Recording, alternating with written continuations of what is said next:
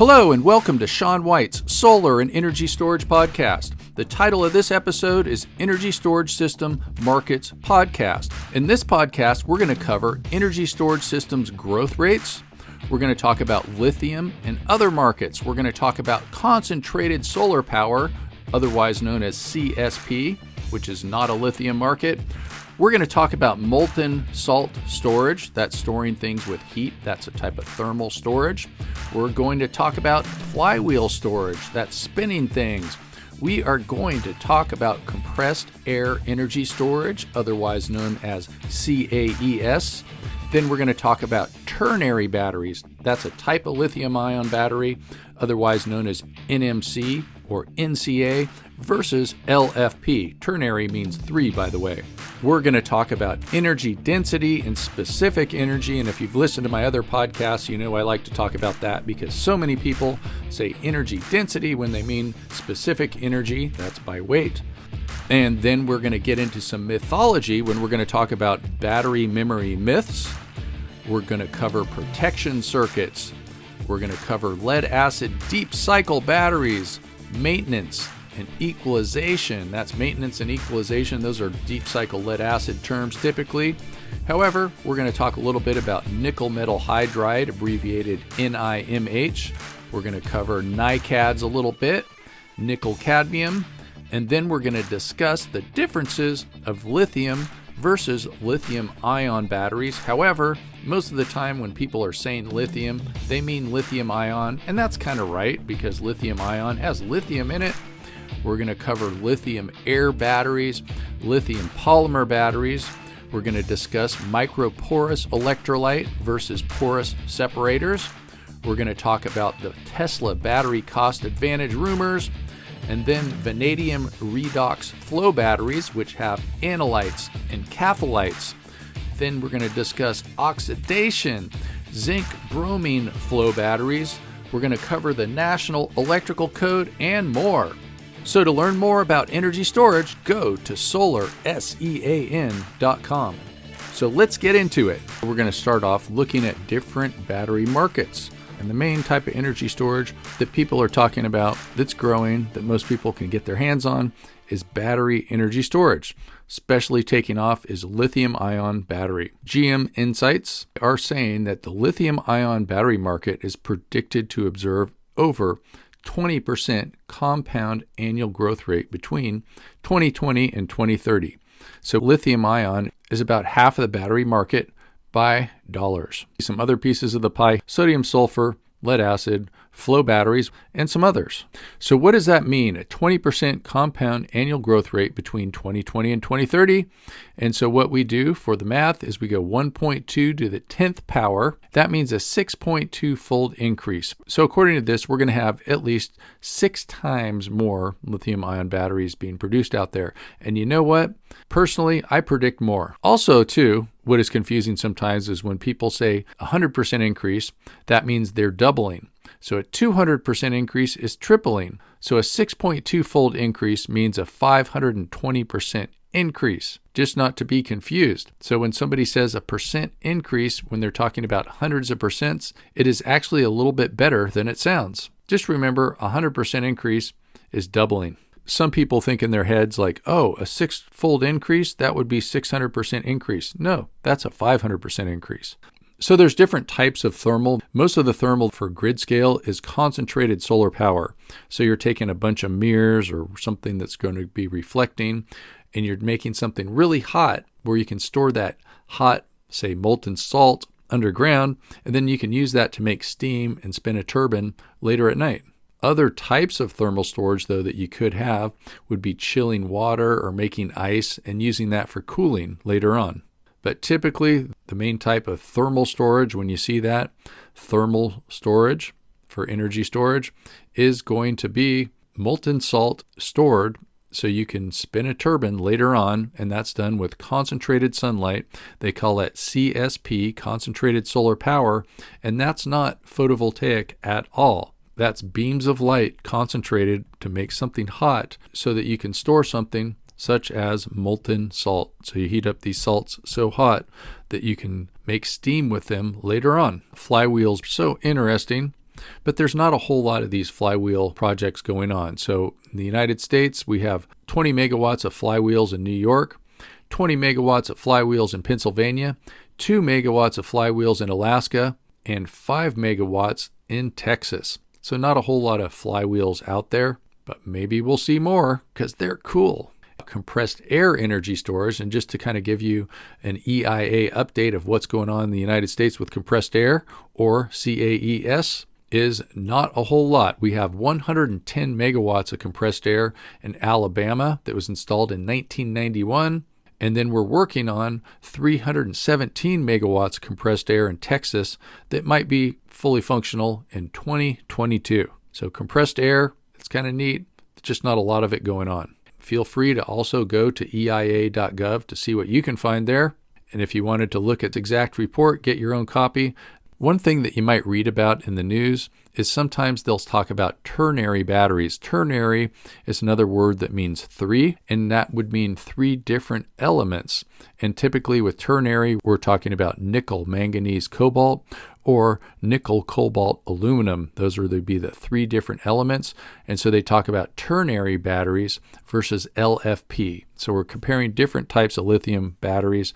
So ternary, that's NMC or NCA, versus lithium iron phosphate. And so that's lithium, nickel, manganese, cobalt oxide is NMC, and lithium, nickel, cobalt, aluminum oxide is NCA. And the most popular lithium battery that we see these days is NMC. That's lithium, nickel, manganese, cobalt oxide. So why do we like lithium? Lithium is around because it has higher energy density and also higher specific energy. So energy density is per volume and specific energy is energy per weight. That's the important thing for cars. And a lot of batteries are being developed for cars. And then we use that same technology for our energy storage systems. And there's not much in the way of maintenance.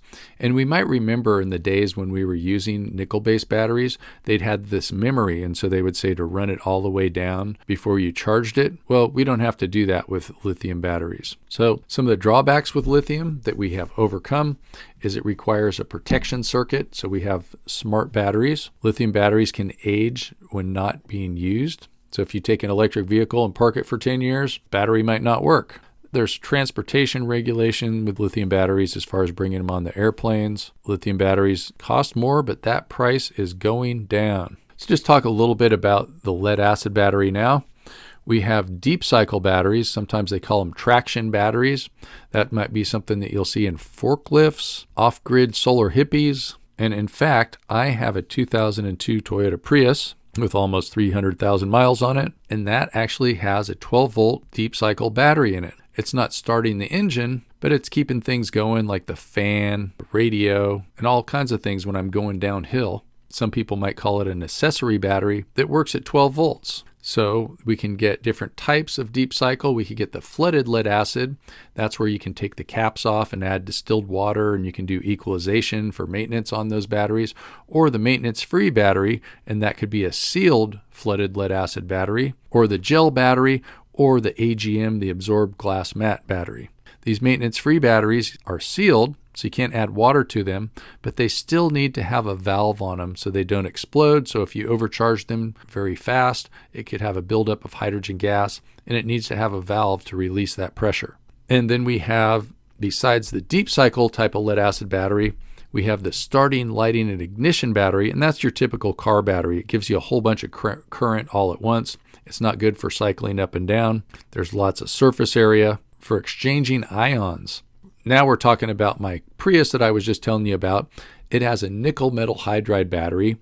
It's about twice as heavy as lithium. So we're talking about weight, so that's specific energy. It has traditionally been less expensive than lithium, but it's not very common now because lithium is going down in price. We talk about nickel metal hydride, and the other nickel battery is NiCad. NiCad has cadmium in it. That's nickel cadmium. Cadmium is a toxic heavy metal. Some of you might know that is the material that you'll see in First Solar modules. That's a type of thin film solar module. And so we try to avoid cadmium if we can. Now lithium, taken off, the big thing. Lithium is number 3 on the periodic table. It is the lightest metal. Sometimes we see people talking about lithium versus lithium-ion.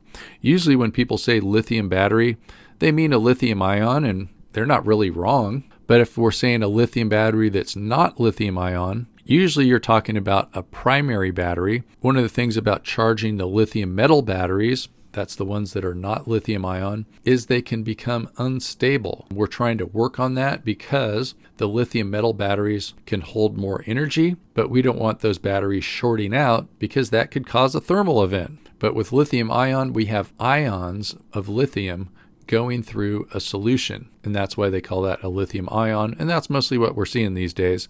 However, there's lots of smart people working on the lithium battery that's not the lithium-ion, because someday that might take over once they figure out how to make it more stable, and a lot of people expect that that will happen. There's even another type of a battery called a Lithium Air Battery, and that can have a super huge specific energy and energy density. So we'll see what the future brings. So here we go, advantages of lithium-ion, high specific energy, high load capabilities. So we got power cells and energy cells. Some of them are designed better for power, some are designed better for energy. We can cycle them up and down a lot. You don't have to do maintenance on them. Low internal resistance. You get a lot of current out of them, which can also lead to something shorting out being more dangerous. Don't put a lithium-ion battery in your pocket with change. That could really short it out and burn your leg. Or worse, we can charge them pretty fast, and they don't discharge that fast when you just leave them sitting. So limitations, drawbacks for the lithium-ion, you need to have a protection circuit. Don't have to do that with lead acid. If you store it at a higher temperature when it's fully charged, that's really bad. You can't charge it fast at freezing or below freezing. And you got to be careful when you bring too many of those on the airplane. You can't put them on your checked-in luggage. Now, there's something else that you hear about that's called a lithium polymer battery. And a lithium polymer battery is pretty much a lithium-ion battery. It's pretty much the same thing. You can have lithium polymer battery that's NMC, for instance. That's lithium, nickel, manganese, cobalt oxide. And this polymer just means that the electrolyte is not liquid. Think of them as putting Jell-O in there. They're not really putting Jell-O in there, but kind of that idea. It's got a polymer in there. One of the drawbacks of these polymer batteries is the cost is higher by about 10 to 30%. So more about these lithium batteries. We've got cobalt or manganese. That's been in consumer electronics. Tesla has been using the NCA battery. That's lithium, nickel, cobalt, aluminum oxide. But they also do use the LFP and the NMC, just not as often. So lithium iron phosphate has a good curve as far as when you're discharging it, the voltage doesn't drop as fast. LFP has a longer cycle life. We've heard of people talking about the 1,000,000-mile battery might be an LFP battery. That means you could drive your EV for 1,000,000 miles before that battery wears out. I've never driven a car that far. So LFP, if you put 4 3.2-volt batteries in series, you get to 12.8 volts. So some people do sort of swap those out with lead-acid batteries. However, if you're going on a long road trip, when you charge a lead-acid battery, you trickle charge it.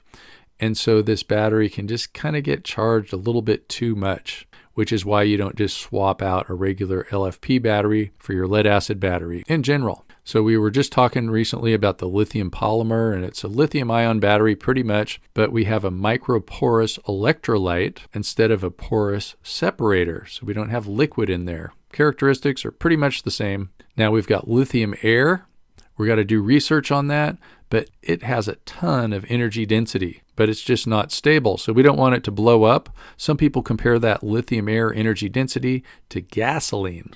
Wow, the lithium air. So when we're charging it, we are sending the electrons to the lithium. And so we're taking the oxygen away from the lithium oxide. And then for discharging it, we're bringing in the air, bringing in the oxygen, and bringing that to make the lithium oxide. So we always hear about Tesla being in the news, and the question is how much their batteries really cost Tesla. How much money are they making? What's their profit doing?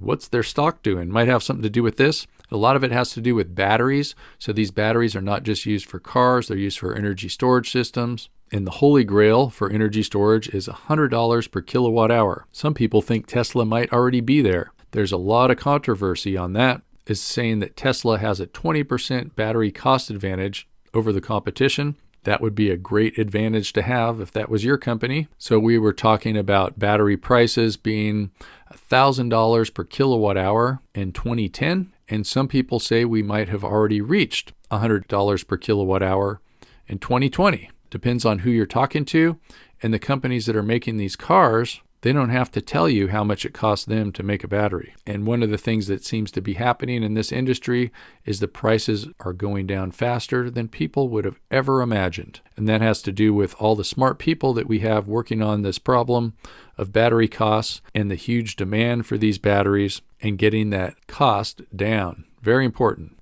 We're going to get a little bit more into the flow batteries. And so a flow battery is kind of neat. One of the good things about a flow battery is you can cycle it all the way up and all the way down many, many times and not wear things out. The most popular type of flow battery that we have is called the Vanadium Redox flow battery. And so one of the benefits to having these Vs, this vanadium, which is the 23rd element on the periodic table of elements, is that we can use vanadium on both sides at different charges of the flow battery. So that way we don't get cross-contamination, and that means that this vanadium can last for a really, really long time.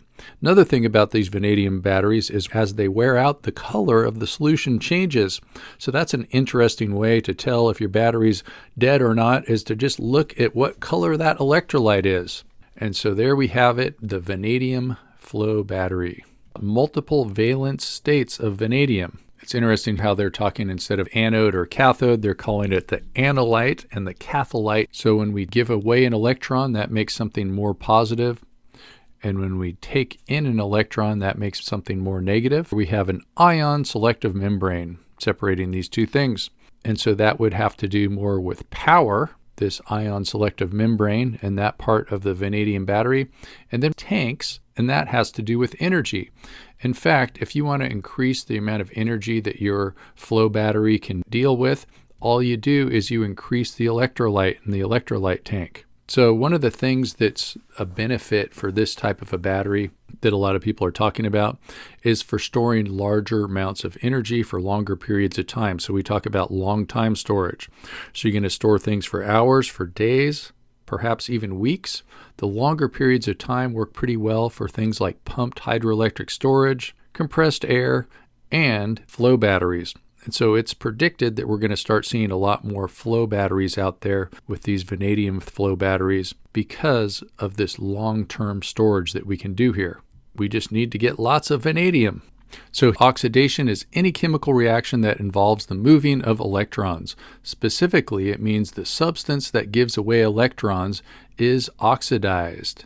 And this is normally a reaction between oxygen and a substance such as iron. So iron oxide is rust. That is oxidized. So you sit some iron out there in the air, and as that iron becomes iron oxide, so that means oxygen is coming out of the air, it's making rust, and that's why Mars is red. Iron oxide, it's been oxidized, just like what you're doing when you're using a flow battery. So with these vanadium redox batteries, you can go up to 100% state of charge, down to a 0% state of charge. That would be 100% depth of discharge, and it's not going to damage that battery, and you can still get decades out of that. So there's different types of flow batteries, kind of interesting. It kind of gives us an idea. And it's also made out of zinc bromine. So another thing about some of these flow batteries is they are not toxic. In fact, zinc is a medicine that you can take so you don't get a cold. And bromine, that's in Mountain Dew and pineapples, I believe. Another thing too is one of the things about how a flow battery works is it's kind of a cross between a fuel cell, that's a hydrogen fuel cell typically, and a battery. So it's like a little bit fuel cell, a little bit battery. In fact, when we look at the National Electrical Code, when it talks about flow batteries, it sends us to the fuel cell article. So that brings us to the end. We talked a lot about batteries and got into details about the flow batteries, especially with vanadium, the 23rd element on the periodic table. Thanks for listening to Sean White's Solar and Energy Storage Podcast. To learn more about energy storage, go to solarsean.com and fill up your brain.